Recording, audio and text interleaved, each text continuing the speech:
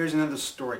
As an introduction to this story, here's a poem. It was composed by a man named Mautara, who lived in the 1600s in Mangaia. Purukia utamariki, kamara rayo mangaio, kaari uara torao motua, which means my two sons fought, and thus the right to rule was obtained to me, and now their father goes in peace. There was this chief in Mangaia. Mangaia means the right to rule. And there were different tribes that came to Mangaia from different parts, from different other islands. And they lived together in the same island. But sometimes these different tribes would go to war. And there was, from time to time, there was this thing called the Mangaia, the right to rule. Whichever tribe, whichever chief had the Mangaia, his tribe had the best selection of some of the best pieces of land to raise taro, to grow food. And there was this one tribe, they were the Ngariki, and they had the Mangaia. And the man who had the Mangaia, their chief, the chief that had the Mangaia, he had a nephew, and the nephew's name was Akatara. The nephew was a bad man. And one night, this nephew, Akatara, he killed his uncle when his uncle was weeding his taro plants. And at the same time, the nephew had some other friends in his wicked work, and they killed some of his uncle's supporters. And so this group in this tribe were able to take over the tribe, and now then they had the Mangaia. They had the right to rule. And this man, Akatara, this nephew, he had an advisor named Aro. And the advisor gave him some good advice. He said, if you want to hold the Mangaia for a long time, you have to kill Mautara and his two sons, Te Iwanuku and Raumea. Now, Mautara was a warrior, and his two sons were warriors.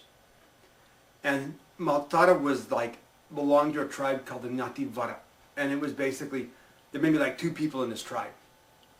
But he was able to he had the support of some of the other smaller tribes. Okay, because he was able to lead them. And so this guy, this man, this nephew, Akatara, he planned, okay, that he would kill Mautara and his two sons. And his plan was, invite them over to dinner, and when they come, kill them. And that was the plan. And the Akatara, right, the nephew, his plan was to kill Mautara and his two sons. And so what Akatara did is he sent his assistant, his advisor Otto, to go and invite Mautara and his two sons to come and eat, to come to a dinner party. Now in the tribe, the Ngariki tribe, the tribe of this nephew, there was a woman, and she was the first cousin of the wife of the second son, Raumea. And that woman, one night she was fishing with some of the other people in that tribe, and she snuck away, and she took a fish to the second son, to Raumea.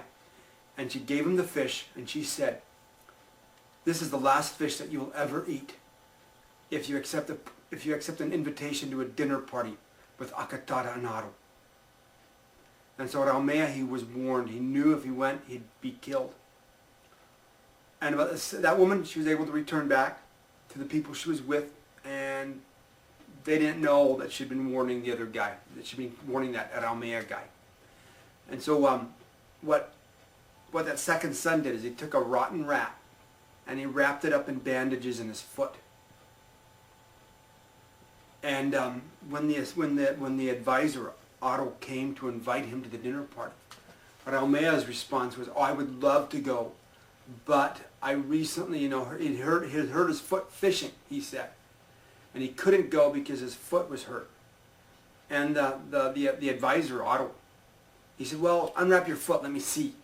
So this guy started to take off the bandages, and the smell was terrible because of the rotten rat.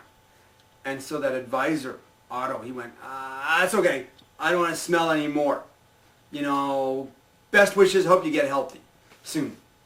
And so that visit, the advisor, he invited the father and the firstborn son to come.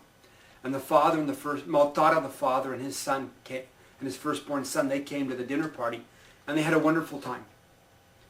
But Akatara and Aro didn't do anything to hurt them. because as long as the second son was around, they knew if they killed the father and if they killed Mautara, the father and the firstborn son, that the second son, Araumea, would come looking for him and make trouble for them. So basically, they had a nice dinner party and nothing happened. Now,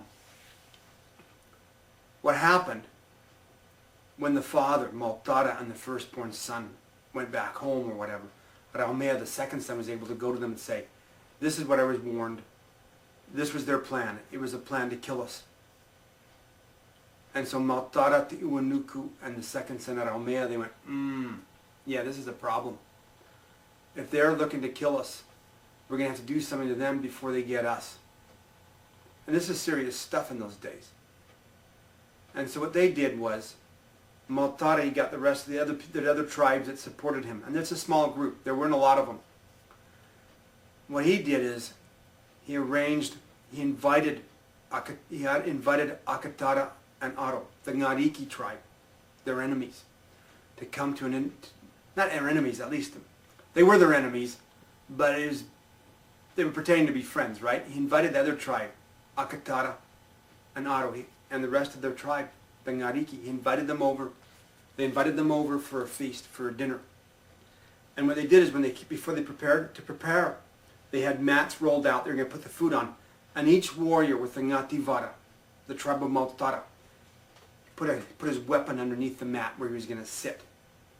And when the Ngariki warriors came to the dinner, each Ngativara, he had a Ngariki warrior on each side of him. And when the signal was given, each of the Ngativara warriors reached underneath his mat, pulled out his weapon, and killed the two guys he was with. Killed them quickly. And Akatara and Aro, the nephew and his advisor, they were also killed.